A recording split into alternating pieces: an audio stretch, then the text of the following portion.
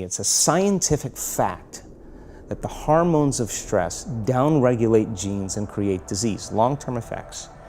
Human beings, because of the size of the neocortex, we can turn on the stress response just by thought alone. We can think about our problems and turn on those chemicals. That means then our thoughts could make us sick. So if it's possible that our thoughts could make us sick, is it possible then our thoughts could make us well? The answer is absolutely yes. Hey everybody, welcome to Impact Theory. Our goal with this show and company is to introduce you to the people and ideas that will help you actually execute on your dreams. All right, today's guest is a New York Times best-selling author and one of the most sought-after speakers in the world. He's lectured and given advanced workshops in more than 30 countries across 5 continents, all with the aim of helping people better understand and unlock the power of their mind. His expertise is the intersection of the fields of neuroscience, epigenetics, and quantum physics, and he's partnered with other scientists across multiple disciplines to perform extensive research on the effects of meditation, using advanced technologies such as epigenetic testing, brain mapping with EEGs, and gas discharge visualization technology.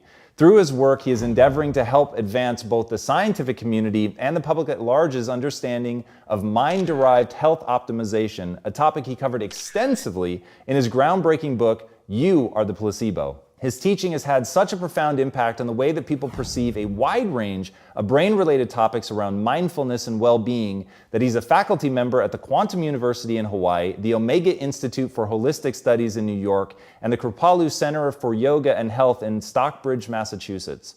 He's also an invited chair of the research committee at Life University in Atlanta, as well as a corporate consultant where he delivers his lectures and workshops for businesses. So please, help me in welcoming the man who has appeared in such films as Heal, People versus the State of Illusion, and Unleashing Creativity, the author of the recent book, Becoming Supernatural, Dr. Joe Dispenza.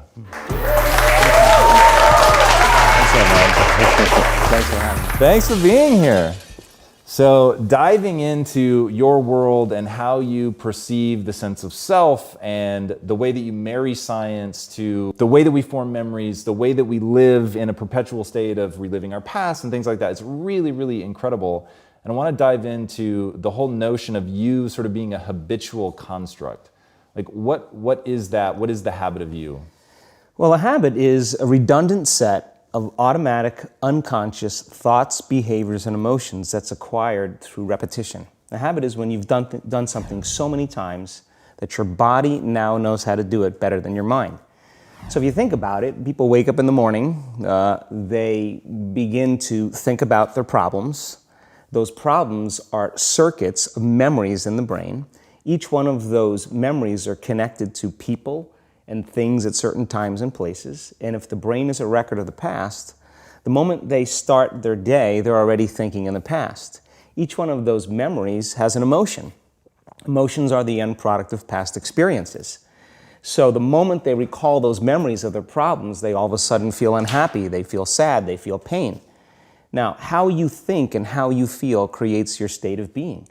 So the person's entire state of being when they start their day is in the past. So what does that mean? The familiar past will sooner or later be predictable future.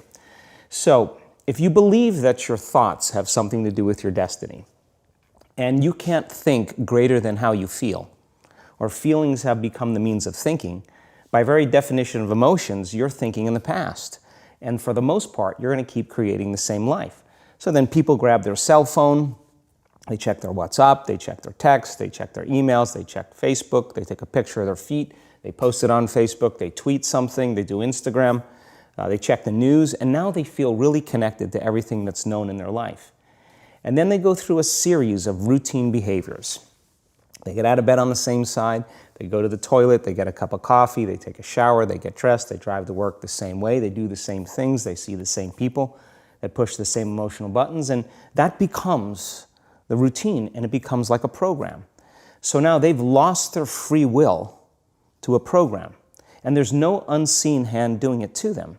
So when it comes time to change, the redundancy of that cycle becomes a subconscious program. So now 95% of who we are by the time we're 35 years old is a memorized set of behaviors, emotional reactions, unconscious habits, hardwired attitudes, beliefs, and perceptions that function like a computer program. So then a person can say with their 5% of their conscious mind, I want to be healthy, I want to be happy, I want to be free. But the body's on a whole different program. So then how do you begin to make those changes? Well, you have to get beyond the analytical mind, because what separates the conscious mind from the subconscious mind is the analytical mind. And that's where meditation comes in, because you can teach people through practice how to change their brainwaves, slow them down. And when they do that properly, they do enter the operating system where they can begin to make some really important changes. So most people then wait for crisis or trauma or disease or diagnosis. They wait for loss, some tragedy to make up their mind to change. And my message is, why wait? And you can learn and change in a state of pain and suffering, or you can learn and change in a state of joy and inspiration. And I think right now, the cool thing is that people are waking up.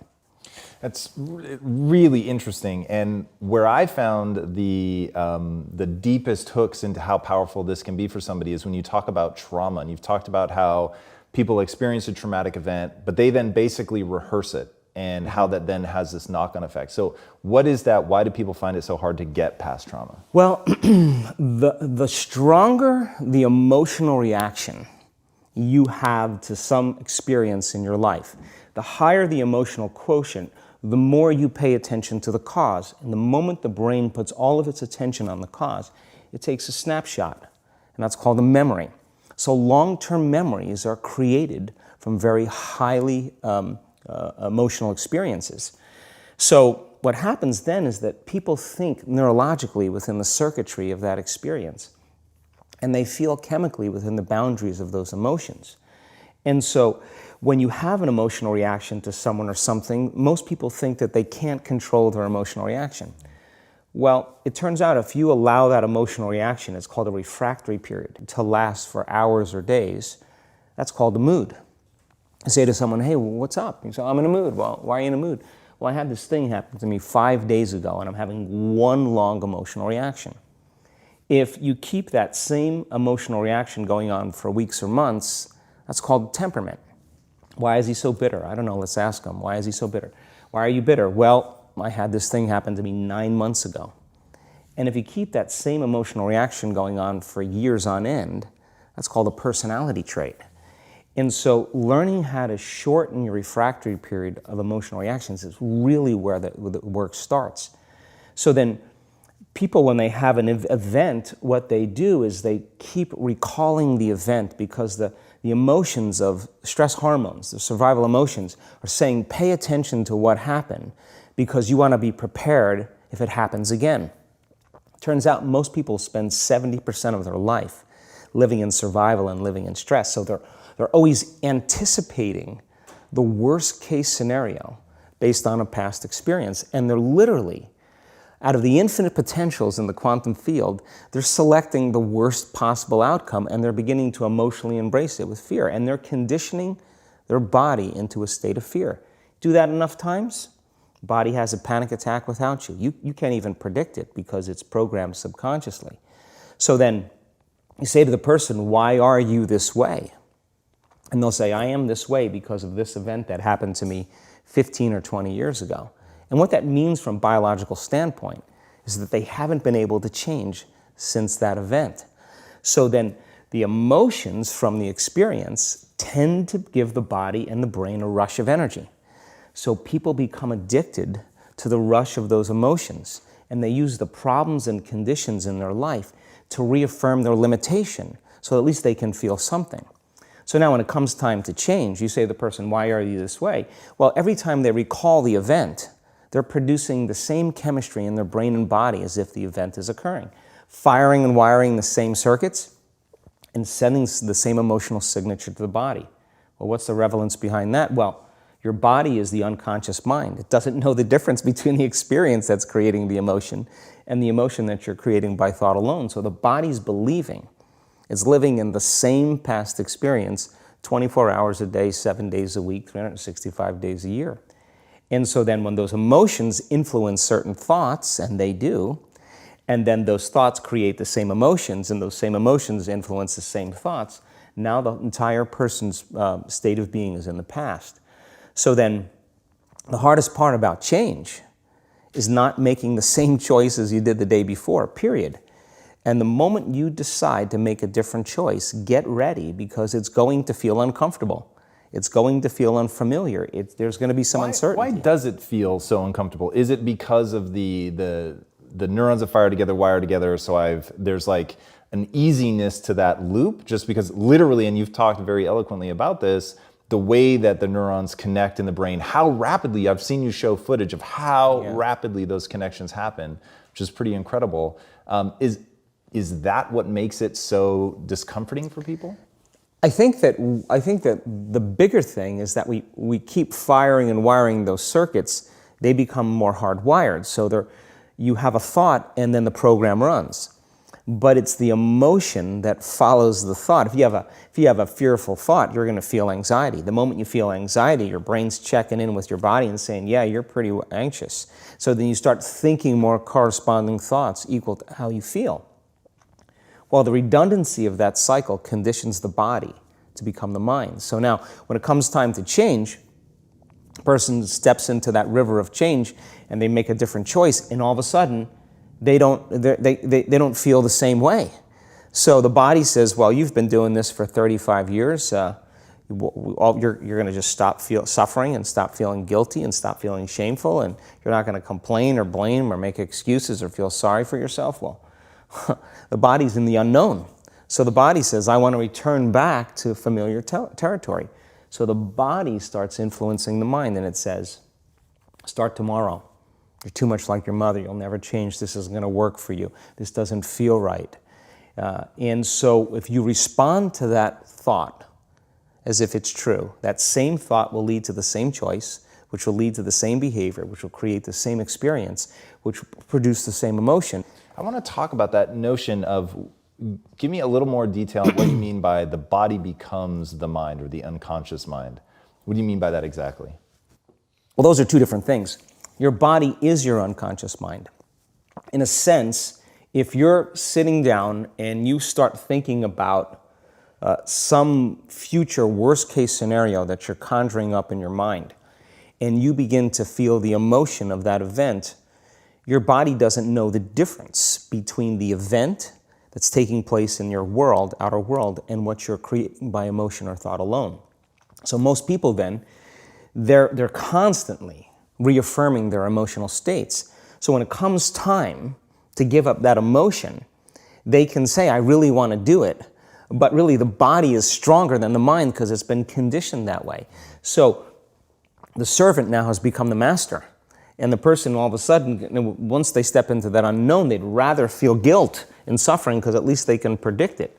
Being in the unknown is a scary place for most people because the unknown is uncertain. People say to me, well, I can't predict my future. I'm in the unknown, and I always say the best way to predict your future is to create it. Not from the known, but from the unknown. What thoughts do you want to fire and wire in your brain? What behaviors do you want to demonstrate in one day? The act of rehearsing them mentally, closing your eyes, and rehearsing the action. Rehearsing the reaction of what you want, or action of what you want. By closing your eyes and mentally rehearsing some action. If you're truly present, the brain does not know the difference between what you're imaging and what you're experiencing in 3D world. So then you begin to install the neurological hardware in your brain to look like the event has already occurred. Now, your brain is no longer a record of the past. Now it's a map to the future. And if you keep doing it, priming it that way, the hardware becomes a software program. And who knows, you just may start acting like a happy person. And then I think the hardest part is to teach our body emotionally what the future will feel like ahead of the actual experience. So what does that mean? You can't wait for your success to feel empowered. You can't wait for your wealth to feel abundant. You can't wait for your new relationship to feel love, or your healing to feel whole. I mean, that's the old model of reality, of cause and effect, waiting for something outside of us to change how we feel inside of us. And when we feel better inside of us, we pay attention to whoever or whatever caused it. But what that means then is that from the Newtonian world is that most people spend their whole life living in lack, waiting for something to change out there. What do you mean the Newtonian world? The Newtonian world is all about the predictable. It's all about predicting a future. But the quantum model of reality is about causing an effect. The moment you start feeling abundant and worthy, you are generating wealth. The moment you're empowered and feel it, you're beginning to step towards your success. The moment you start feeling whole, your healing begins. And when you love yourself and you love all of life, you'll create an equal. And now you're causing an effect. And I think that's the difference between living as a victim in your world, saying, I am this way because of this person or that thing or this experience. They made me think and feel this way. When you switch that around, you become a creator of your world, and you start saying, my thinking and my feeling is changing an outcome in my life. And now that's a whole different game, and we start believing more that we're creators of reality. So how do we go from, okay, I have this negative emotion, it's controlling my life, it's got me in this cycle of, I think about this emotion, which triggers a chemical reaction, which trains my body to feel that way, which makes it easier, more likely I will do it again, and so now I'm in this vicious cycle. And it's unconscious. Right, and you said, does your thinking create your environment, or does your environment create your thinking, which I thought was really, really interesting. So how do we then go from that, like mechanistically, to begin this visualization process of something that's empowering? It's me in a different state, it's my future self. Is it meditation? What does that look like? If you're not being defined by a vision of the future, then you're left with the old memories of the past, and you will be predictable in your life. And if you wake up in the morning and you're not being defined by a vision in the future, as you see the same people and you go to the same places and you do the exact same thing at the exact same time, it's no longer that your personality is creating your personal reality. Now your personal reality is affecting or creating your personality. Your environment is really controlling how you think and feel unconsciously, because every person, everything, every place, every experience has a neurological network in your brain. Every experience that you have with every person produces an emotion. So some people will use their boss to reaffirm their addiction to judgment. They'll use their enemy to reaffirm their addiction to hatred. They'll use their friends to reaffirm their addiction to suffering. So now they need the outer world to feel something. So to change then is to be greater than your environment, to be greater than the conditions in your world. And the environment is that seductive. So then why is meditation the tool? Well, let's sit down, let's close our eyes. Let's disconnect from your outer environment. So if you're seeing less things, there's less stimulation going to your brain. If you're playing soft music or you have earplugs in, less sensory information coming to your brain, so you're disconnecting from your environment. If you can sit your body down and tell it to stay like an animal, stay right here. I'm going to feed you when we're done. You can get up and check your emails. You can do all your texts. But right now, you're going to sit there and obey me. So then, when you do that properly, and you're not eating anything or smelling anything or tasting anything, you're not up experiencing and feeling anything, you would have to agree with me that you're being defined by a thought, right? So when the body wants to go back to its emotional past, and you become aware that your attention is on that emotion, and where you place your attention is where you place your energy, you're siphoning your energy out of the present moment into the past, and you become aware of that. And you settle your body back down in the present moment, because it's saying, well, it's 8 o'clock. You normally get upset because you're in traffic around this time, and here you are sitting, and we're used to feeling anger, and you're off schedule. Oh, it's 11 o'clock, and you usually check your emails and judge everybody. Well, the body's looking for that predictable chemical state. Every time you become aware that you're doing that and your body is craving those emotions and you settle it back down into the present moment, you're telling the body it's no longer the mind, that you're the mind. And now your will is getting greater than the program. And if you keep doing this over and over again, over and over again, over and over again, just like training a stallion or a dog, it's just going to say, I'm going to sit. And the moment that happens, when the body's no longer the mind, when it finally surrenders, there's a liberation of energy. We go from particle to wave, from matter to energy, and we free ourselves from the chains of those emotions that keep us in the familiar past. And we've seen this thousands of times. In fact, we can actually predict it now on a brain scan. Yeah, I found that so interesting. Let's go a little bit harder on metacognition, the notion that you don't have to believe everything you think. I love the way that you talk about that. Yeah, we have a huge frontal lobe, and it's 40% of our entire brain. And most people, when they have a thought, they just think that that's the truth. And I think one of my greatest realizations in my own journey was just because you have a thought doesn't necessarily mean it's true. So if you think 60 to 70,000 thoughts in one day, and we do, and 90% of those thoughts are the same thoughts as the day before, and you believe that your thoughts have something to do with your destiny, your life's not going to change very much, because the same thought leads to the same choice leads to the same behavior creates the same experience, and the same experience produces the same emotion. And so then the act of becoming conscious of this process to begin to become more aware of how you think, how you act, and how you feel, it's called metacognition. And so then why is that important? Because the more conscious you become of those unconscious states of mind and body, the less likely you're going to go unconscious during the day. And that thought is not going to slip by your awareness unchecked, because it means to know thyself. The word meditation means to become familiar with. So as you become familiar with the thoughts, the behaviors, and the emotions of the old self, you're retiring that old self. As you fire and wire new thoughts and condition the body into a new emotional state, if you do that enough times, it'll begin to become familiar to you. So it's so important, just like a garden. If you're planting a garden, you got to get rid of the weeds. You got to take the plants from the past year and you got to pull them out. The rocks that sift to the top that are like our emotional blocks, they have to be removed. The soil has to be tenderized and broken down. We have to make room to plant a new garden. So primarily, we learn the most about ourselves and others when we're uncomfortable.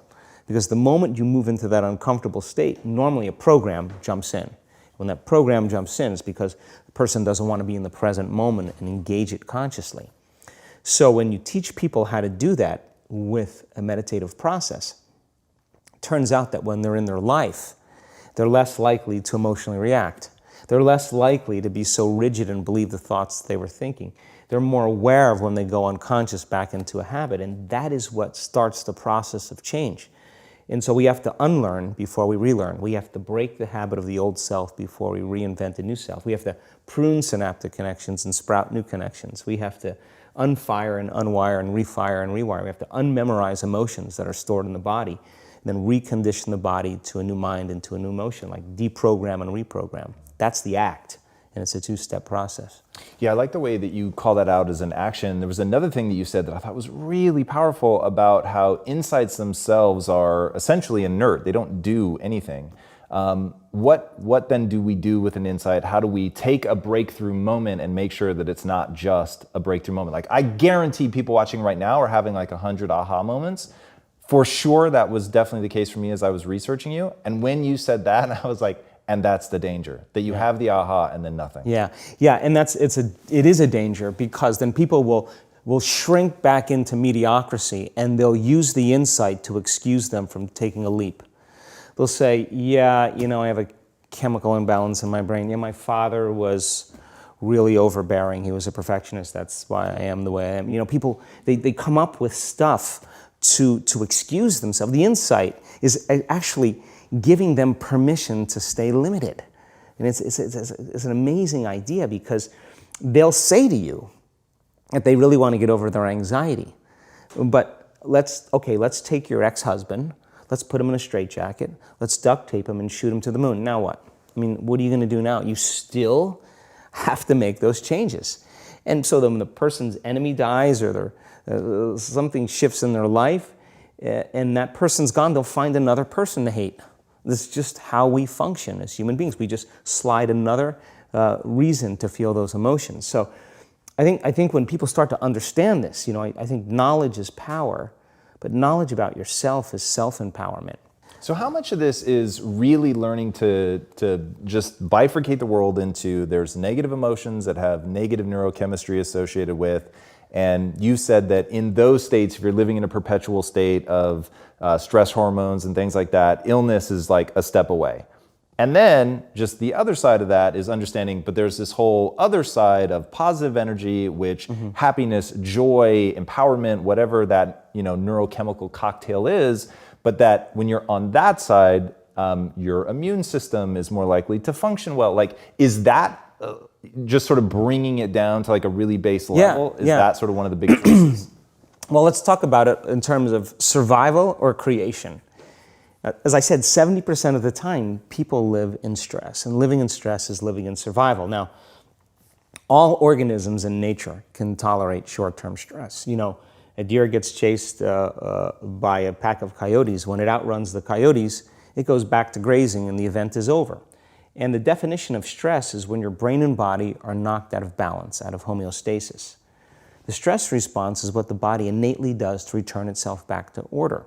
So you're driving down the road, someone cuts you off, you jam on the brakes, you may give them the finger, and then you settle back down and the event is over and boom, now everything's back to normal. But what if it's not a predator that's waiting for you outside the cave, but what if it's your coworker sitting right next to you? And all day long, you're turning on those chemicals because they're pushing all your emotional buttons. When you turn on the stress response and you can't turn it off, now you're headed for disease because no organism in nature can live in emergency mode for that extended period of time. It's a scientific fact that the hormones of stress downregulate genes and create disease, long-term effects. Human beings, because of the size of the neocortex, we can turn on the stress response just by thought alone. We can think about our problems and turn on those chemicals. That means then our thoughts could make us sick. So if it's possible that our thoughts could make us sick, is it possible then our thoughts could make us well? And the answer is absolutely yes. So then, what are the emotions that are connected to survival? Let's name them. Anger, aggression, hostility, hatred, competition, fear, anxiety, worry, pain, suffering, guilt, shame, unworthiness, envy, jealousy. Those are all created by the hormones of stress. And psychology calls them normal human states of consciousness. I call those altered states of consciousness. So then we tend to remember those traumatic events more because in survival, you better be ready if it happens again. And when the survival gene is switched on, you could have 10 really great things that happen to you in your day. And you just have one bad thing that happens and you cannot take your attention off that unhappy thing because the survival gene is switched on. It's really interesting. How does epigenetics come into play in all this? Like, what's actually happening? You've talked pretty profoundly about proteins and like really at a deep level how we're signaling to our genetics to create these kinds of changes. What does that actually look like? Well, epigenetics, epi means above the gene. And many years ago, after the DNA helix was discovered by Watson and Crick, they said the blueprints of life, all diseases are created from genes. It turns out less than 5%, more like 1% of people on the planet are born with a genetic condition like type 1 diabetes or Tay-Sachs disease or sickle cell anemia. The other 95 to 99% are created by lifestyle and by choices. You can take two identical twins, exact same genome. One dies at 51, the other one dies at 85. Same gene, different environment. So all of a sudden they said, we lied. That was wrong. It's not genes that create disease. It's the environment that signals the gene that creates disease. Well, okay. But that's not the whole truth too, because you could have two people working side by side in the same factory. One gets cancer after being exposed to a carcinogenic for 25 years. Both working for 25 years, the other one has no cancer at all. So there must be some internal order that would cause one person to not get it while another one does. So is it possible then, if the environment signals the gene, and it does, and the end product of an experience in the environment is called an emotion, can you signal the gene ahead of the environment by embracing an elevated emotion? We've done the research on this. We measured 7,500 different gene expressions in a group of people that came to an advanced event for 4 days. And we had them doing a seated meditation, a walking meditation, a laying down meditation, a standing meditation.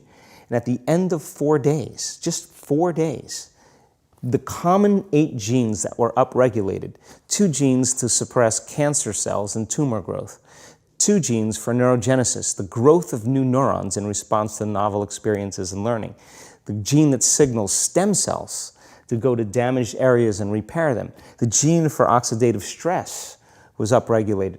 We started seeing all these genes that are very, very healthy to cause the body to flourish. Imagine if people were doing that for 3 months. We also measured telomeres, the little shoestrings on the end of DNA that tell us our biological age. We asked people to do the work, meditation, 5 out of 7 days for 60 days. Measure their telomeres that determine their biological age. 60 days later, 74% of the people lengthened their telomeres. 40% significant change. 20% a very remarkable change. That means that they got a little bit of their life back. If it lengthened by 10%, they got 10% of their life back. That's incredible. Before I ask my last question, tell these guys where they can find you online.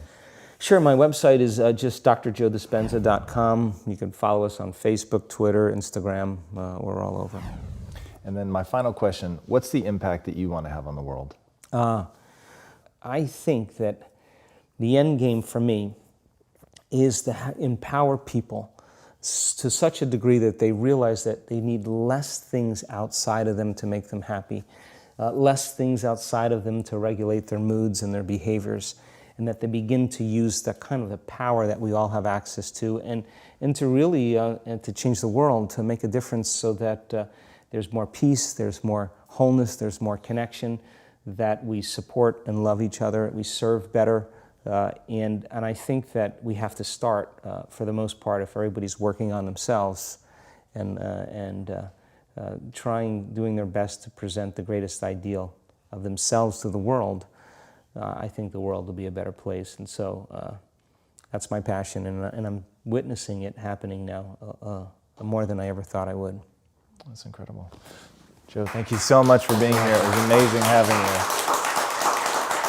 Guys, go watch this man's videos. They are some of the best explanations of what's going on inside the mind that I've ever come across. There were several that I literally have people in my life that I'm going to force to sit down and watch these things. There's just incredible explanations of how you create yourself out of the things that you do habitually. The way that you think creates a feeling. The way that you feel creates thinking that matches that. And then you get in this cycle, and that coming down to that personality ultimately being a finite set of patterns in your brain, I think is really, really illuminating in terms of how we actually experience the world. And I think when people understand that it's within your control, that you don't have to believe every thought that you think, that you can step outside of that you can leverage metacognition to think about your thinking and deconstruct it and decide what you want to think about and start focusing on that, and create an entirely different version of yourself that has new, elevated feelings, that's over on the side of the positivity, empowering yourself. I think it's really incredible, and he gets deep into the mechanistic stuff, which I love. You guys will not regret diving deep into this man's world. I think you will get some incredible revelations. All right, if you haven't already, be sure to subscribe. And until next time, my friends, be legendary. Take care. Yeah. Thank you so much for being here. That was incredible. Hey everybody, thank you so much for watching and being a part of this community. If you haven't already, be sure to subscribe. You're going to get weekly videos on building a growth mindset, cultivating grit, and unlocking your full potential.